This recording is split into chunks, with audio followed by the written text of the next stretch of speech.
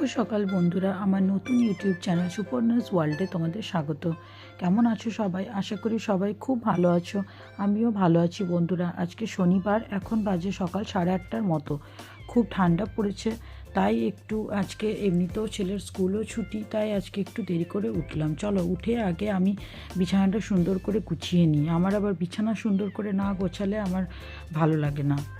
একটু পরে কাজের মেয়ে আসবে, ও এসে তারপর বাকি বাড়িঘর সব কিছু পরিষ্কার করবে। দেখো, সুন্দর করে বিছানা আমি গুছিয়ে নিয়েছি। চলো একটু ছাদের থেকে রোদের মধ্যে ঘুরে আসি। আর জামা কাপড়গুলোও কেচে মিলিয়ে দিয়েছে, সেগুলোও একটু দেখে আসি। চারিদিকে দেখতেই পাচ্ছ বাড়িতে কাজ হচ্ছে।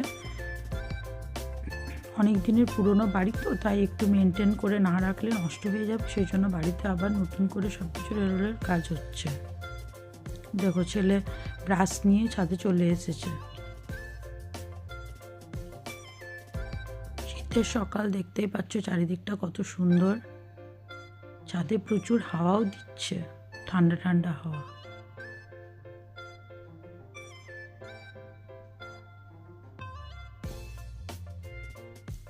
জামা কাপড়গুলো হাওয়ার মধ্যে জড়ো হয়ে যাচ্ছে, তাই একটু ঠিকঠাক করে মেলে নিলাম।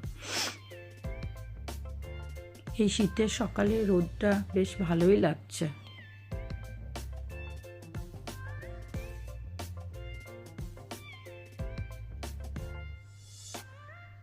চলো, এবার রোদ নেওয়া হয়ে গেছে, এবার আস্তে আস্তে করে নিচে চলে যাই।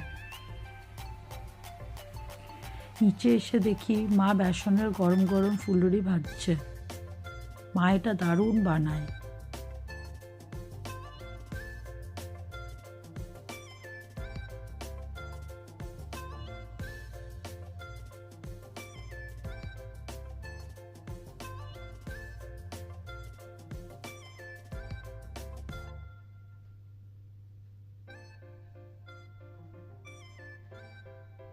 দেখো, এখনও ছেলের মুখে ব্রাশ।